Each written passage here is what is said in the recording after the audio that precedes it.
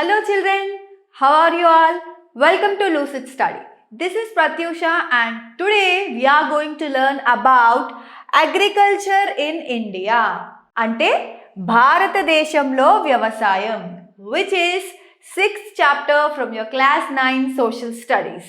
So children, before going into the topic, we know very well that agriculture, it is the utmost important occupation in our country.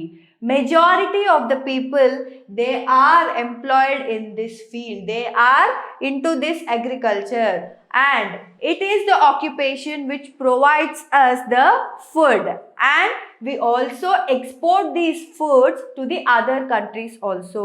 So here in our country, agriculture, it is the primary occupation and also it is the utmost important occupation.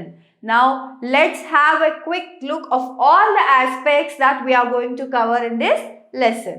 So we are going to learn about subsistence farming. So what is this subsistence farming? What are again the types that we have in this subsistence farming, that we are going to learn, and about commercial farming. So what is this commercial farming? What are the various steps that are involved in this type of farming, that we are going to learn.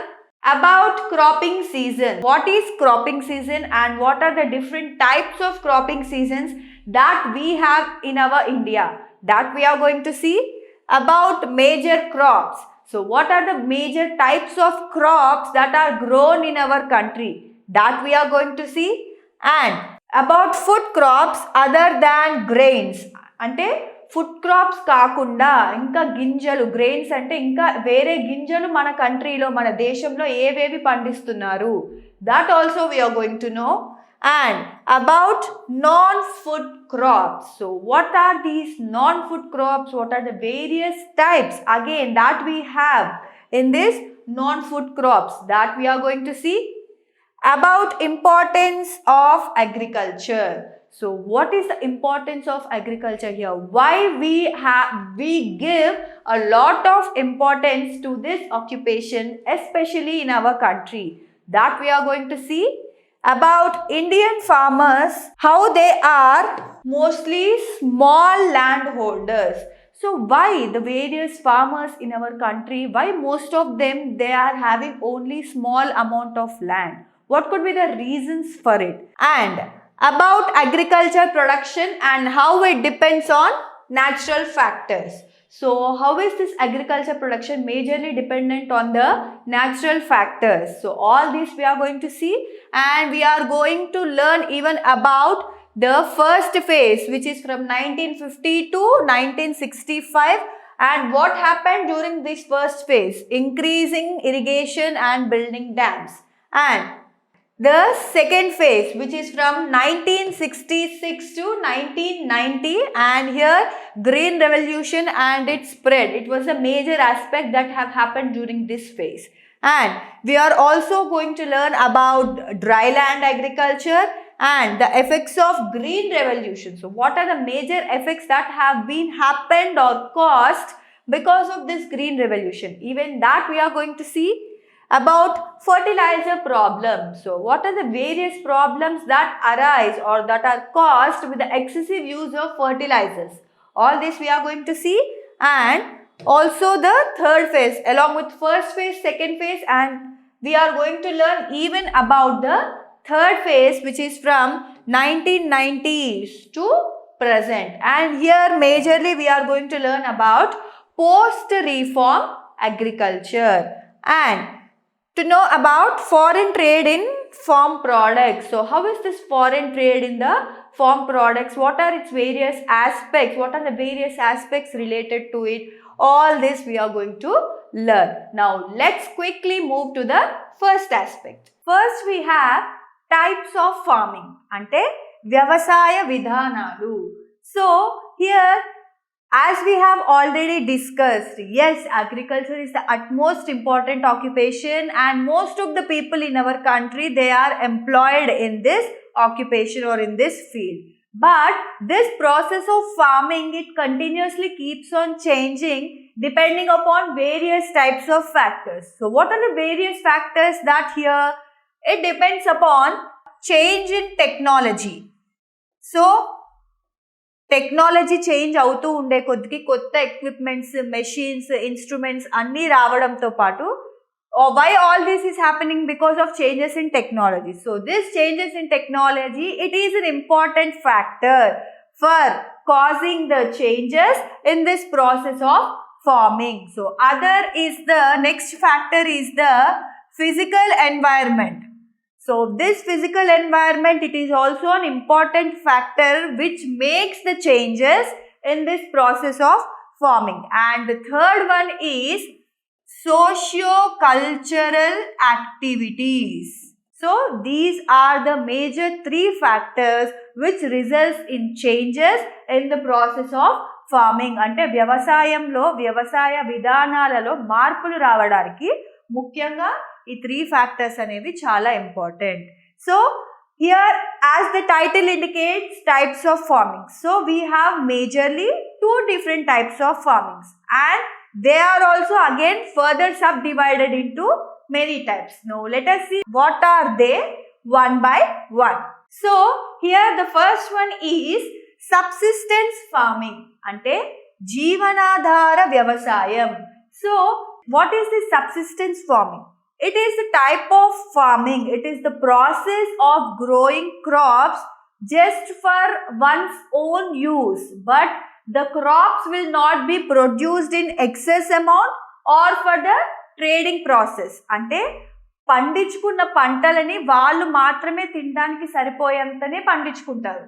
అవి అమ్మడానికి కానీ లేకపోతే ఎక్కువ మొత్తంలో కానీ పండించరు. So this is known as subsistence farming, only for the use of one's own individual, only for the sake of individuals they will produce the food crops or the grains, but in excess or to sell in the market for the trading purpose, the excess amount of food grains will not be produced. So that process, it is known as subsistence farming. So this subsistence farming, it is again further divided into 2 types. What are those 2 types? Let us see. So the first one under subsistence farming is simple subsistence farming, ante sadharana jeevanadhara vyavasayam. So here in this type of farming, it requires generally small patches of land. What does it require? It requires small patches of land to do or to continue this process of farming. And here it also requires certain factors like proper rainfall and fertile soil and proper climatic conditions. So climatic conditions అనేవి proper గా ఉండాలి. ఈ type of farming లో to continue this process of farming, what are the factors that we require? Proper and suitable climatic conditions, fertile soil and also the rainfall.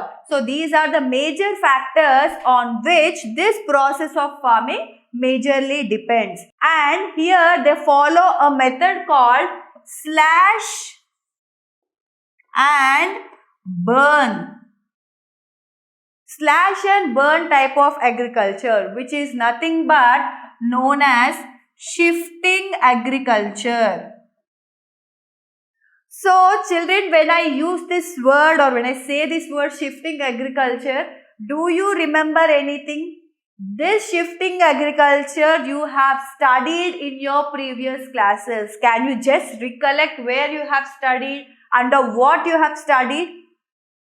Yes, you are right. So in 6th class, we have studied about this shifting cultivation under Podu cultivation. So Podu lo manamu we have studied about this shifting cultivation, and it is also known as Jhum cultivation. So about this we have studied in which lesson? We have studied in the lesson of Penugolu village in our 6th class. There we have studied in detail about this shifting cultivation or Jhum cultivation. So here the people, they use this slash and burn method of agriculture, which is known as shifting cultivation or Jhum cultivation. So this is about simple subsistence farming. And here the people, what do they use? They generally use simple equipments like simple plow.